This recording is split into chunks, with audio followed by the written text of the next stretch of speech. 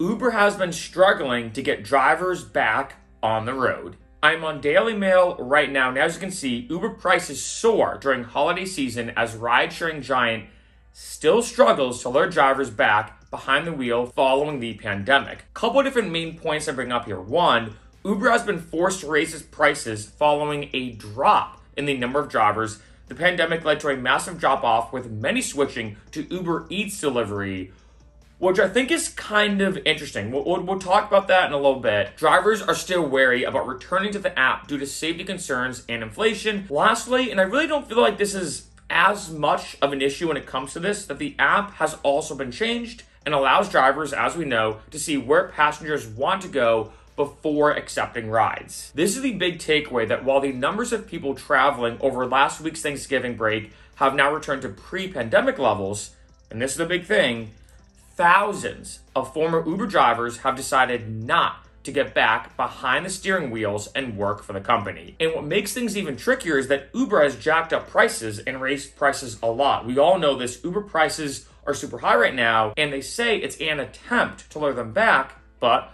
coupled with inflation, it also means that the increased cost is being passed on to passengers, and this is a very tricky thing to balance. Now, there's a lot to unpack here. First off, I kind of disagree with the article in the transparency aspect. I know they brought up the fact that now you can see where a rider might be going, you can see how much money you could potentially make, but correct me if I'm wrong, I'm pretty sure that feature was there before the pandemic. Like, I looked at it as an overlapping technique where, as opposed to back in the day, you would do a ride, end it, wait for a new ride, boom, you start a new ride, end it. And then you have this very binary system, almost on or off, like you're either doing a ride or not doing a ride. And then they implemented the overlapping feature where as you're driving, it says, hey, we got a new ride for you. So that way, by the time you drop somebody off or going to drop somebody off, you already have another ride already booked, and they did show you how much money you could be making. Correct me if I'm wrong though, maybe my timeline's off. I mean, I'm not gonna lie, since the pandemic, I feel like everyone's sense of time is kind of messed up, but I'm pretty sure that was a thing existing before the pandemic. But honestly, I don't know. When it comes to everything coming into play with Uber drivers and not want to drive anymore, I think the biggest thing is the pay. They bring up here, that a lot of drivers are worried about safety. I think that, yes, that is a bit of an issue. Not only safety as in terms of your personal safety regarding, like, say, you being attacked in an Uber or something. And they also bring up the whole aspect of potentially getting COVID and just worried about general health regarding, COVID and other illnesses and whatnot. I don't really think that's a big issue. The biggest thing at the end of the day is the pay. That really is it to me. I think that when it comes to all these aspects that are happening with Uber and Lyft as well, the number one complaint that people bring up is the pay. And it reminds me a lot when I used to be an accountant that people would complain, oh, we're not getting paid enough. And companies would try all these different techniques of saying, oh, well, you're short-staffed. Well, what if we do this? What if we do this? What if we have an ice cream party? What if we give you pizza on Fridays or have casual Fridays? And you're like, okay, yeah, that's cool, but all we want is better pay, or all we want is to not be short-staffed. I remember that during accounting, and it reminds me a lot when it comes to Uber and Lyft now, that, this article brought up the whole aspect of, oh, well, maybe it's the transparency factor, that they can see where someone's going and they reject the rides. They're worried about COVID. They're worried about their own personal safety. They're worried about this and this, and it's like, no. Not saying we're not worried about that, but we just want to be paid the amount that we should be being paid. Now, when it comes to Uber versus Uber Eats, I've done a bunch of videos about rideshare driving versus delivery driving. I just yesterday posted a video about does Uber or Lyft pay more in 2023? And at the end of that video, as like a bonus point, I brought up Uber Eats because in some cases, depending on the city, the state, the location, all these different factors, delivery driving can pay more than regular Uber driving.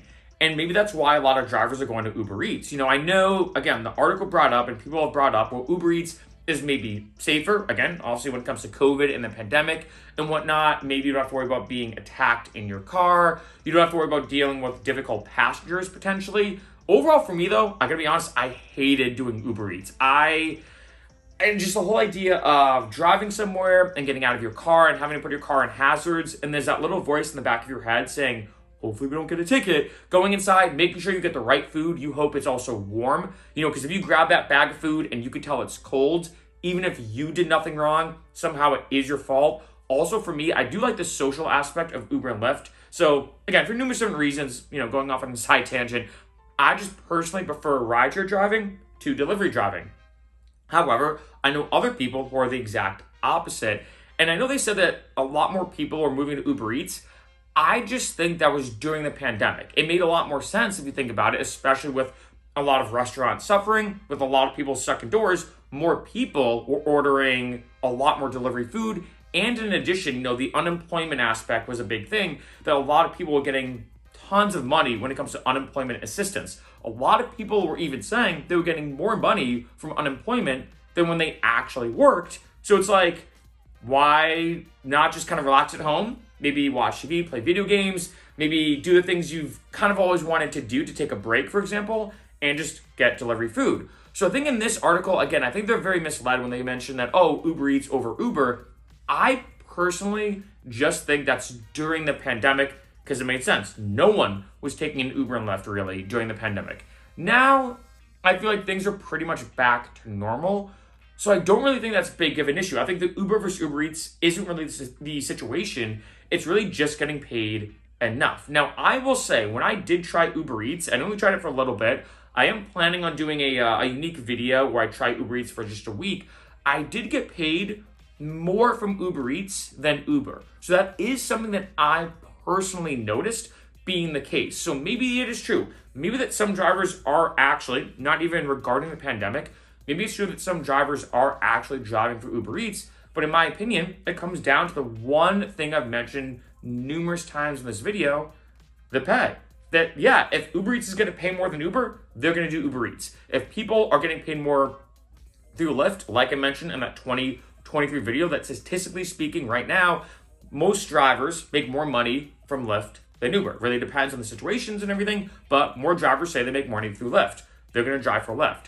So at the end of this, at the end of all this kind of like driver kind of burnout and people talking about how there's not a lot of drivers on the road and Uber's saying we don't know what to do, we're going to try charging passengers more, which also is tricky because then a lot of passengers and riders will then go to Lyft. With all this kind of mess that's going on with the balance of ride sharing, and like I mentioned in other videos, there's really three main aspects. You have the drivers driving, the riders taking Ubers and Lyfts, and then the investors. Balancing all three is a very tricky balance in general. Obviously, the biggest balance being riders and drivers, but overall, it comes down to the pay. That really is it, and I think that until Uber and Lyft, I feel like Lyft has been trying to be a little bit better about this, but I mean, both companies have their issues, and I think just at the end of the day, it's just paying drivers more. That's it. Drivers are not being compensated the way they used to be. Again, I remember driving, and this is like at the beginning of like 2015 for both Lyft and Uber, kind of going back and forth, like I've mentioned, making really, really good money. I mean, really, really good money driving for Uber and Lyft. The amount that they take out of your earnings as well was super low. I believe, if I remember correctly, I believe it was only 20%. So if I made, for example, like $100, they would take $20, I get $80. Now it's a lot higher than that. And that's also eating more and more into drivers' earnings. And that's super frustrating that you can drive, think you're making a ton of money, and then you factor in, oh no, Uber and Lyft's cut, does this and this. And then in addition, independent contractor, meaning you have to pay taxes. So they take this out. I have to still spend money for gas. Gas is super expensive right now. And all those different factors, it's just coming to the point where it's not worth it at all. And like I mentioned in that video again yesterday, talking about Uber versus Lyft in 2023, I mean, one point that I was talking about during the location aspect, that your location is the number one factor that determines how much money you can make as a driver. One big point about that is really, is it Uber versus Lyft, or is it Uber and Lyft versus a potential other job? I got this comment saying, well, Mark, you can make more money flipping burgers in terms of your hourly rate than Uber and Lyft. And it's true. Here in California, for In-N-Out, for example, I love In-N-Out, huge fan of them. I drove by them. I'm pretty sure, and I'm not exaggerating, the hourly rate, or like say if you were to work for In-N-Out, is around $18 or $19 an hour to work at the fast food chain In-N-Out. They also have benefits. I mean, In-N-Out has been ranked an amazing place to work for. Obviously, I could do maybe a video about that. I've never worked for In-N-Out, but just reading reports, they pay pretty high and they have benefits. One of the few places as well, they give you benefits if you work part-time, which is crazy for just a random fast food chain if you think about it. But when it comes to that $18 or $19 an hour working for In-N-Out, just as like a normal employee, for example, that is actually higher than the average hourly rate for both Uber drivers and Lyft drivers. So that is bringing up the big point. In 2023, I know a lot of people look at how much Uber drivers make or Lyft drivers make. Uber versus Lyft 2023, like I just did that video about, like I've mentioned a bunch of times in this video. But at the end of the day, it is becoming to the point where is Uber and Lyft even worth it? You know, and I think this article is just showing for a lot of drivers, they're realizing, you know what, it's not. You put your wear and tear on your vehicle. Again, you have to spend you have to pay all these expenses, whether it's more oil changes, getting more gas, having to check your tires more frequently, having to be worried about driving and all the issues with driving, getting rideshare insurance, having to get a dash cam. There's so many things that come into play. So a lot of drivers are saying, why even bother when I'm going to do all this stuff, all this work, put all this maintenance in, you know, work my butt off, to then make less money than someone who's working at In-N-Out or another place, right? Like, at that point, why not just work for In-N-Out? And in addition with In-N-Out, you get free food, or you get free In-N-Out. And again, huge fan of In-N-Out. I don't know, I think this is a very complicated issue. It's always been a big one of trying to get compensated the amount you should be. This is true for any job, right? People want to get paid what they think they should be getting paid. But I think especially with rideshare drivers, you're getting paid way less than before. And I think this article is definitely not the first, definitely not the last, but this issue seems to be getting worse and worse. And I think that during the pandemic, not saying it was understandable, but I think there was this kind of thing where people were like, you know what, I do get that maybe you're not getting that much money as a driver, or as a rider, you have to pay a lot of money. I think people were more accepting of that because it was a pandemic. Now that we're post-pandemic and things are just pretty much back to normal, let's be honest, this is not going to go away anytime soon. And when it comes to this article and a lot of other articles, the one thing that I hate is how they just dance around the main issue of saying, oh, maybe it's this, the transparency, the pandemic, the whatever. It's the pay. Pay drivers more.